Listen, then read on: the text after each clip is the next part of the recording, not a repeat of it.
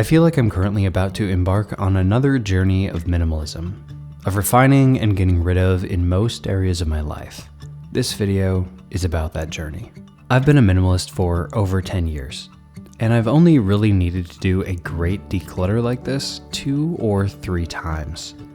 Most of the time, I'm in a constant state of going through a closet here, a drawer there, to get rid of things that are no longer bringing me value. Honestly, the stuff has just been weighing me down very heavily, and I'm excited to get back to simple. So first I wanted to start in my office because this is the spot that is the closest to clean, kind of the snowball effect, do the smallest thing first. I started with the drawers next to my desk. These drawers are supposed to house things that are essentials for getting things done at my desk, things like portable hard drives, charging cables, and the like. I also have a drawer for paper checks and that type of thing. Because this is a space that I spend most of my day in, this area actually wasn't too bad. But I still managed to find a pretty good chunk of things that I was ready to pass on. Then I jumped in my closet to go through my clothes. I've had people asking me about doing a minimalist wardrobe video, and that is in the works. To be honest, I'm just finishing up the final touches on the latest iteration of this wardrobe.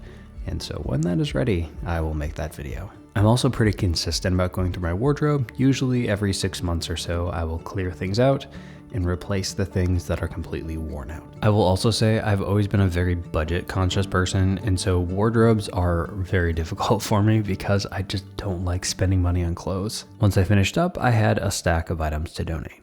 Abby is super good about managing things like the living room, the entryway, and our bedroom, and so those are not my domains to go through. The kitchen is also as minimal as she will allow it to be, and so I moved on past those areas and went straight to the worst area of all, the basement. I have a love-hate relationship with the basement. On one hand, it's nice to have the extra space. On the other hand, that's a lot of extra space, out of sight, out of mind, to dump things. And honestly, that's kind of what's happened over the last year. So to be honest, this is really embarrassing. This is the worst my basement has ever been by a pretty long shot. And it's caused me so much anxiety over the last couple months, but I had to put it off until I finished remodeling the bathroom, which I finished literally last night because I wanted to jump in and do this as fast as I possibly could. And so I am so excited to make this back into a place that I can actually use, a place that isn't just full of all the dumping ground and the tools and the everything from life for the last few months. So, it's so bad. First comes the laundry area. Here I'm clearing out all the drywall and painting supplies from the bathroom remodel. We borrowed some of the supplies from my parents, some from Abby's parents, and some from another friend. I also gained a few tools in the process. I'll talk about tools here in a minute. The goal here is to get down to just the stuff that belongs to us and just having the most basic essentials for home maintenance. We've done quite a bit of painting in this home over the last 5 years that I've lived here, so I just wanted to strip this down to what we currently have on the walls, ceilings, and baseboards. The rest of the remnants need to go out to the garage to dry. I obviously also wanted to get rid of all of the old items from the bathroom remodel that ended up in the basement. This feels kind of crazy. People have their own rules for deciding whether to keep something or get rid of it, and today I wanted to share a few of my personal rules that I use when making this decision. Number 1, if an item is a seasonal item and I haven't used it in 6 months, it's probably time to pass it on. Number 2, if it is a seasonal item and I haven't used it in a year and I don't plan to use it in the next year, I'll go ahead and get rid of it. Number 3, set a price threshold for selling versus donating. So that threshold for me right now is $50. Something's worth more, I try to sell it on eBay or Marketplace. If it's worth less, I go ahead and donate it. I believe that we are responsible for the things that we own, and so when it comes time to get rid of that item, I try to do so in the most ethical way possible. Basically, throwing it in the trash is the last option after I've gone through selling or donating.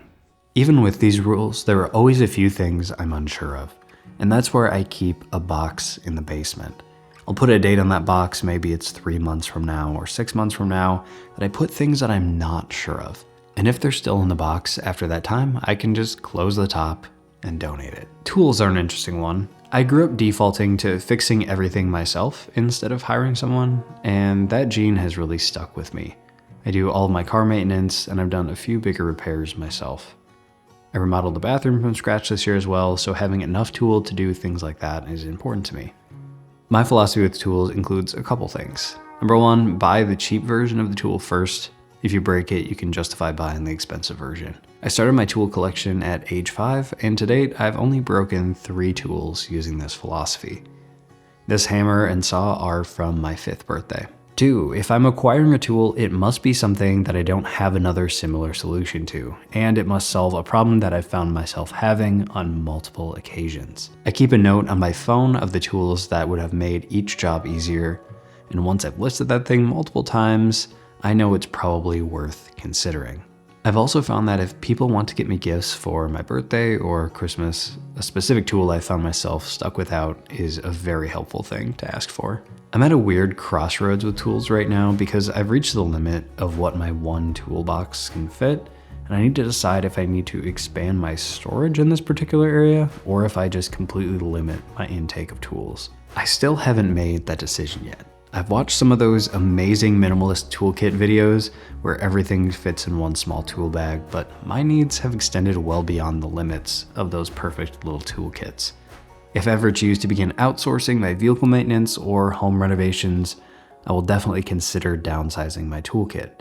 But for this stage of my life, this is about the right size of kit for my needs. Up next is my filmmaking equipment. If you're new around here, I have run a commercial video production company for the past 6 years. Wait, it's 2025. 7 years. So all this equipment belongs to my company. I've chosen to own equipment rather than rent on a per job basis for a number of reasons. Number 1, I live 100 miles from the nearest rental house. Number 2, owning equipment has allowed me to take home a larger portion of the profits from each project while charging clients for the equipment as a rental as well. So with a few exceptions, most of this equipment has paid for itself in rentals. Earlier in my career, it allowed me to pursue passion projects and work on lower budget projects to build my portfolio. I wouldn't have been able to do this without owning this equipment. I have a few important philosophies around owning gear, and I've made a few mistakes over the years, but for the most part, I've been very consistent with this. Number 1, my intention is to only own equipment I use on 50% of productions. This one can be pretty tricky to stay consistent with because the right tool varies so much depending on the job. Number 2, only buy equipment I can afford to double the price of in cash. Film equipment is incredibly expensive, and brands charge a premium just because something is made for filmmaking. See this clamp? At the hardware store, this is $1.50.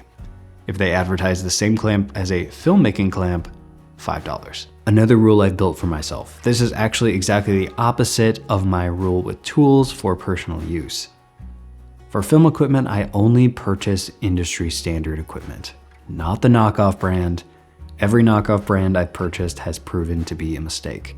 It is either broken or has not directly fulfilled the need at the same level as the industry standard tool would have. I went through 4 tripods in as many years before I sucked it up and purchased the industry standard version. I'm relying on this stuff for my living, and it can't fail.